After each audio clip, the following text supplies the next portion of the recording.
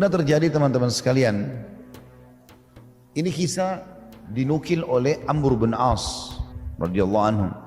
Amr bin As ini adalah gubernur Umar di Mesir. Dia mengatakan, ketahuilah demi Allah, dia bersumpah, tidak ada orang yang mencapai tingkat ketakwaan yang aku lihat mengalahkan takwanya Nabi SAW, Abu Bakar dan Umar. Lalu dia menceritakan, dan Umar memiliki banyak contoh yang menggambarkan tentang masalah itu. Dia mengatakan, satu waktu pernah ada masuk ke dalam istana saya di Mesir dua orang. Yang satu Abu Saru'ah. Ini mungkin orang jarang dengar namanya. Abu Saru'ah radhiyallahu anhu, sahabat Nabi, termasuk ahli Badar. Masuk bersama Abdurrahman bin Umar bin Khattab, anaknya Umar bin Khattab, namanya Abdurrahman. Dua-duanya masuk ke dalam istanaku, kata Amr bin As, dalam kondisi menundukkan kepala mereka, seakan-akan mereka memiliki masalah yang sangat besar. Maka masuklah mereka berdua, lalu duduk di hadapanku, melantai sambil mengatakan, wahai Amr, dirikan, tegakkanlah atas kami hukuman had, karena semalam kami telah mabuk. Jadi termasuk yang mabuk adalah Abdurrahman bin Umar bin Khattab, anaknya Umar bin Khattab.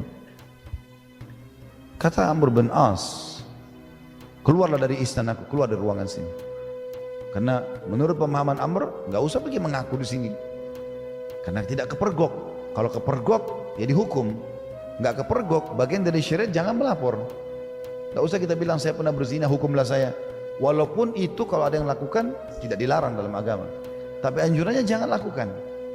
Tapi Abdurrahman langsung bilang, wahai Amr, kalau kau tidak mau cambuk kami, saya akan laporkan kepada ayahku. Begitu menangkap akan lapor kepada Umar, Amr bin As langsung berpikir, kalau dia tidak melakukannya maka akan dilaporkan kepada Umar. Umar mungkin akan mencopotnya dari jabatannya karena tidak mendirikan hukuman, sementara yang adalah anaknya Amir Mukminin. Maka kata Amr, baiklah kalau begitu.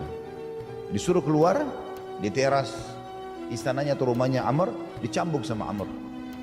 Setelah dicambuk, hukuman 40 derah bagi pemabuk, dua-duanya dicambuk. Lalu Abdurrahman merasa belum puas, dia pun bersama dengan temannya, ini sahabat Nabi yang ditemani sama dia, Abu Saru'ah, pergi ke pinggir bangunan itu lalu mencukur kepala rambut mereka.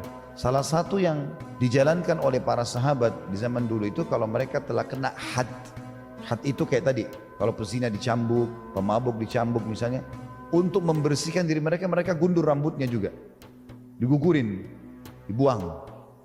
Setelah itu Amr berpikir, sudah berjalan, hukum selesai. Artinya kalaupun Umar tanya dia bisa jawab. Kata Amr, gak lama kemudian datang surat Umar sampai kepada saya. Lalu tulisannya itu, dari Abdullah hamba Allah Umar bin Khattab kepada As ibn Abil As. Namanya dia Amr, tapi diganti dengan As. As itu pemaksiat. Dia panggil Amr bin As dengan As. As ini maksudnya kemaksiatan. Namanya dia Amr, diganti oleh Umar. Kata Umar, seberapa jauh keberanianmu untuk melanggar peraturan-peraturan yang sudah aku tentukan? Bagaimana bisa kau menghukum Abdurrahman yang telah terbukti mabuk dan buat pengakuan? Karena kan dalam Islam kalau orang datang mengaku tidak butuh saksi. Misalnya dia bilang, saya sudah mabuk, hukumlah saya. Nggak butuh saksi lain karena dia sudah saksikan dirinya. Saya telah berzina, rajamlah saya. Maka nggak butuh saksi. Tegak padanya argumentasi gitu. Kata Umar, telah datang kepadamu Abdurrahman, anaknya Amir Mukminin, yang melakukan perbuatan. Lalu kenapa kau menghukumnya di teras rumahmu? Kenapa kau tidak hukum di tempat lain, umum, supaya orang semua lihat? Apakah karena dia anaknya Amir Mukminin? Dan kenapa dia cukur rambutnya hanya di teras rumahmu? Kenapa nggak di depan orang, biar orang semua tahu kalau dia melanggar? Maka kata Umar bin Khattab, kirim kepadaku sekarang Abdurrahman itu, dan aku akan kirim dari Madinah Abdullah, anaknya Abdullah bin Umar, menjemput Abdurrahman. Amr bin As suruh siapkan, dan disuruh, kata Umar, siapkan untuk dia keledai yang keledai ini nggak layak untuk dipakai, keledai yang biasa dipakai untuk narik gerobak. Memang bukan untuk dilatih ngangkat manusia. Jadi ada perbedaan. Di zaman dulu ada perbedaan seperti itulah. Kayak mungkin kita sekarang mobil-mobil pick up untuk angkat sampah-sampah dengan mobil yang dipakai untuk pribadi itu berbeda. Seperti itu kurang lebih.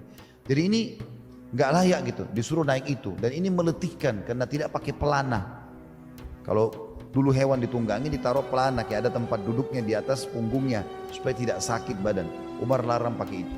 Suruh pakai keledai yang biasa dipakai untuk tarik barang dan tidak boleh ada pelananya sampai ke Madinah. Waktu itu perjalanan jauh sekali dari Mesir ke Madinah, naik ini bisa sebulan lebih dalam kondisi seperti itu. Begitu tiba di Madinah capek betul, 1 bulan lebih jalan dalam kondisi begini dan kondisi sakit gitu. Lalu kata Umar di depan orang-orang, wahai Abdurrahman, karena kau anaknya Amir Mukminin, kemudian kau dicambuk di terasnya Amr dan kau cukur rambutmu di terasnya, apa bedanya antara kau dengan kaum muslimin? Ini bayangkan teman-teman ya, kita kalau pertemukan dengan di zaman kita sekarang, ada nggak pejabat yang mau begini, mempermalukan anaknya melanggar di depan umum untuk membuktikan hukum Allah itu harus diterapkan. Mereka malah sengaja membayar, menyogok untuk menutupi anaknya dari kesalahan. Dia malah memberikan pendidikan, nggak ada beda antara anak saya dengan orang biasa, semua sama. Setelah cambuk, kemudian dibebaskan sama Umar. Sebulan kemudian Abdurrahman meninggal dunia. Ada, kalau antum sempat baca kisah ini, ada sebagian orang mengatakan Abdurrahman meninggal karena cambukan Umar. Ini keliru. Ibnu Qayyim rahimahullah meluruskan itu. Ibnu Qayyim rahimahullah mengatakan, sesungguhnya Abdurrahman bukan meninggal karena cambukan ayahnya. Terbukti karena dia masih hidup sebulan setelah kejadian tersebut dan tidak sakit, sehat. Cuma hukuman sudah selesai. Berarti syubhat yang mengatakan Umar membunuh anaknya dengan cambukan tidak benar. Kemudian juga cambukan Umar kepada Abdurrahman bukan cambukan had yang terulang. Karena had nggak boleh diulangi. Kan sudah dihukum di Mesir, nggak boleh diulangi cambukan itu. Nggak boleh orang bilang ini tadinya dicambuk, misalnya dipangkep karena mabuk 40 dirham, di Makassar dicambuk lagi, nggak bisa. Karena sudah dicambuk, selesai. Jadi cambukan, kata Ibnu Qayyim, Umar adalah didikan ayah kepada anaknya, bukan lagi had. Jadi itu hak ayah. Boleh ayah memukul anaknya kalau dianggap itu adalah pelanggaran. Begitu juga dengan Ibnu Saru'ah radhiyallahu anhu. Dan Ibnu Qayyim mengatakan perlu digarisbawahi, Ibnu Saru'ah atau Abu Saru'ah ini radhiyallahu anhu seorang ahli Badr yang memang Allah SWT juga mengatakan melalui lisan Nabi Muhammad SAW kepada ahli Badr, berbuatlah semau kalian karena sudah diampuni dosanya. Dia rupanya sama Abdurrahman, kata Ibnu Qayyim rahimahullah, terbukti dari fakta-fakta sejarah mereka sebenarnya bukan sedang mabuk. Jadi rupanya mereka minum nabidh, kismis atau anggur biasa dicemplungin di air, dibiarkan beberapa hari nanti airnya jadi manis. Ini kadang-kadang berubah menjadi minuman yang memabukkan, tapi tidak seterusnya. Karena minuman nabidh ini pernah diminum oleh Nabi SAW, pernah diminum.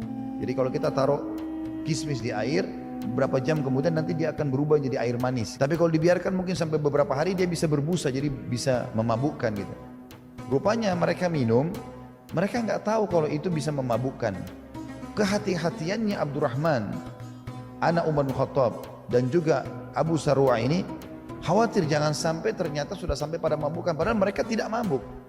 Cuma karena ketakutannya kepada Allah, jangan sampai hari kiamat nanti saya dihukum, itu muncul. Jangan sampai betul-betul karena status yang masuk tadi dari Nabi ini sudah sampai pada tingkat memabukkan, padahal sekali lagi dia belum memabukkan. Itu nanti saya dihukum hari kiamat, lebih baik saya dihukum di dunia. Gara-gara kepekaannya ini, akhirnya dia pun minta untuk dihukum. Seperti itulah. Bagaimana teman-teman para salafus saleh luar biasa mereka dalam menjaga amal-amal mereka.